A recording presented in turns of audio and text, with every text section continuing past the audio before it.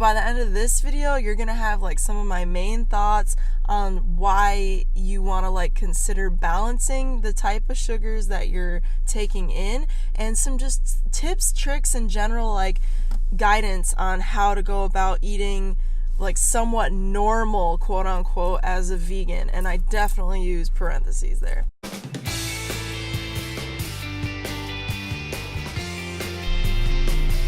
Hey friend, welcome to Chrysalis Chats. My name is Tanya, and like a caterpillar to a butterfly, I help people metamorphosize their diets and lifestyles to be plant-based.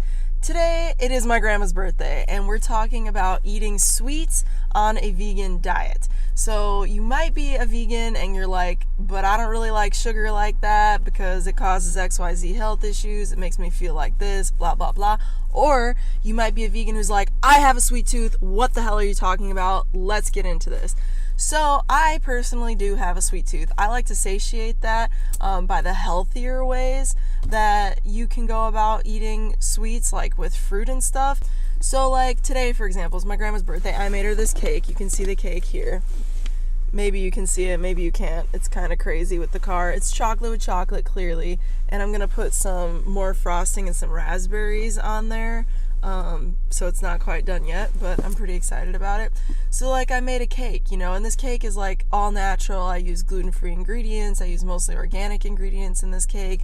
There's like minimal sugar in this cake. When I say minimal sugar, I mean I did use some cane sugar that was organic, but I also used some maple syrup in here to balance it out. But something to consider as a vegan is that even maple syrup, as pure as it is, because it's from a tree and it's like, minimally processed, it's just basically cooked down, right?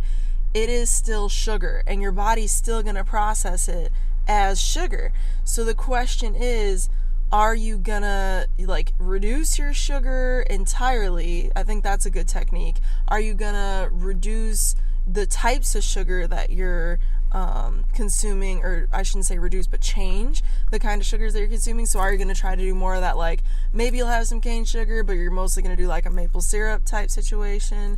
Or are you just gonna avoid sugar altogether? Are you just gonna reduce it completely out of your diet? So when I say like normal diet, I'm saying like today's my grandma's birthday, I made a cake. Like I'm still gonna eat a piece of cake, you know what I mean? But like I've personally been eliminating a lot of sugar out of my diet, even with a sweet tooth, just because I feel like it's benefiting my health a lot, and I see a lot less inflammation in my body, which for me is important for me to feel good.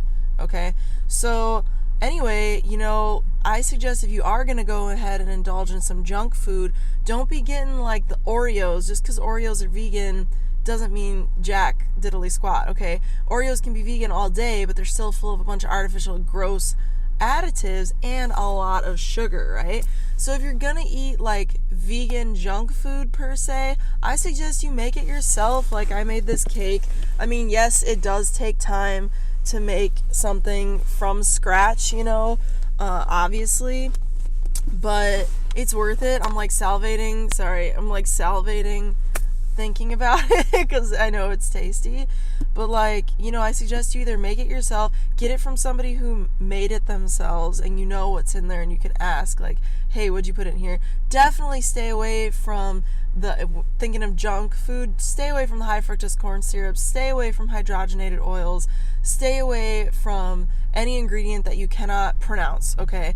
And veer towards the organic label, because even if it's like sugar, it's still organic sugar. It's better than non-organic sugar for all the reasons. Plus, non-organic sugar, unless it's otherwise specified, is not actually vegan because they use bone chard of the animals, of the cows. They use bones to grind up that sugar cane, unless it's organic or otherwise listed as vegan certified.